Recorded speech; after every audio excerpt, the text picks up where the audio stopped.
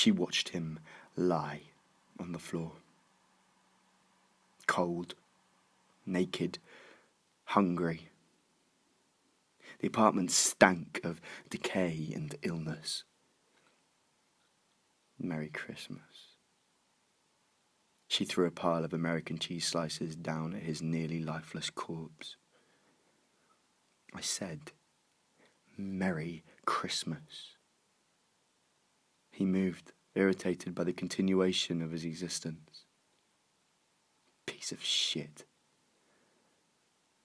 He turned onto his side.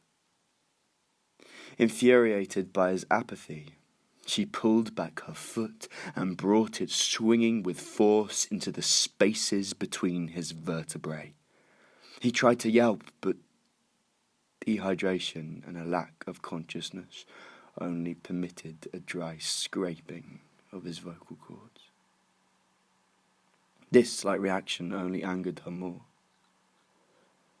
She hated his weakness, his passivity.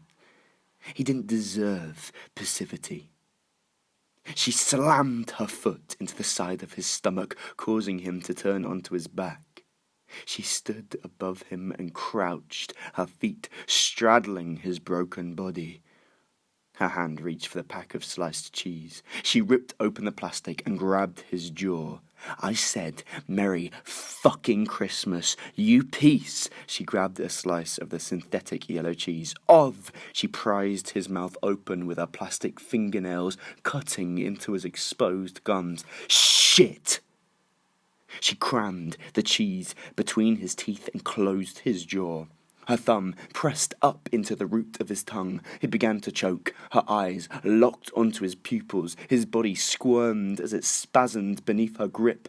Her breathing became sharp. The cheese slipped down towards his throat. His breath quickly became caught under the rubbery substance. His lungs expanded and contracted. His arms shook, too weak to pull her away. Her knees locked onto his elbows, preventing them from grabbing at her hand. The movement in his chest grew erratic. Her lips tightened in disgust. The pupils of his eyes expanded as he caught a glimpse of the haze of death. She pressed deeper. The convulsions weakened, and just in the moment before the sweet embrace of death, she loosened her grip. Breath filled his lungs once again as he regained his sense of existence. He turned to his side as she got up and brushed the creases from her pencil skirt. She stepped away from his gasping torso and threw the cheese back down on the marble floor. She sighed one last sigh of disgust and remembered everything, every moment that led to this final, pathetic battle. His breath regained, and he fell onto his back, still living. Images of his body, strong and able, coursed into her memory, of him holding her, pushing her, keeping her, of Christmases, of a son of her. She pulled back her leg, and with the power of her entire body, or her entire life, swung her foot into the side of his head. There was a crack as her foot rolled his skull across his neck.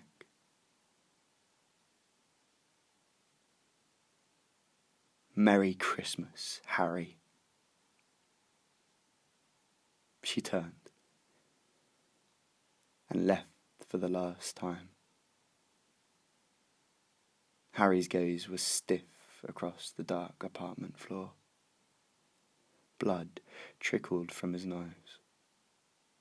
His breath weakened.